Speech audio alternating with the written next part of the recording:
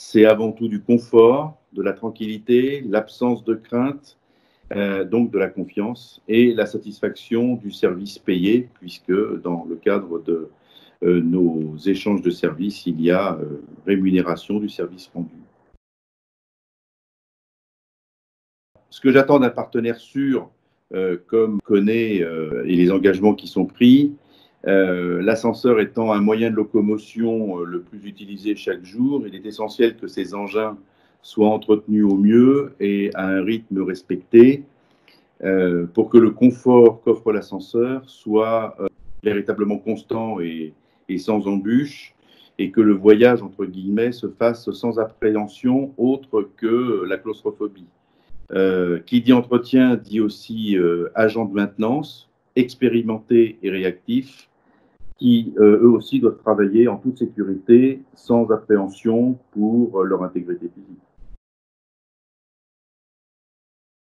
Ces priorités sont avant tout un entretien sans faille des machines et des systèmes, puisqu'aujourd'hui un ascenseur, c'est plus seulement une machine, mais tout un tas de systèmes électroniques ou bien de connectiques, une utilisation permanente non aléatoire, une modernisation bien évidemment et une mise aux normes en fonction de ce qui est exigé réglementairement.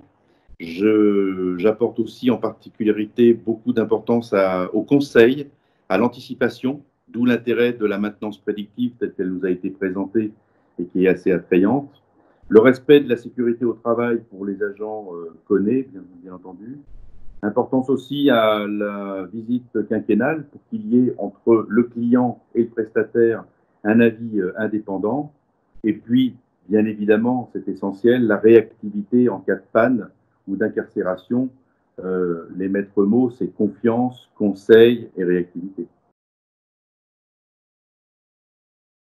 Face au Covid-19 et les difficultés que l'on a pu connaître ces derniers mois, ce qui est essentiel dans un premier temps, c'est la permanence d'interlocuteurs, qu'il n'y ait pas de rupture sur le dialogue et sur le fait de pouvoir se joindre et d'échanger.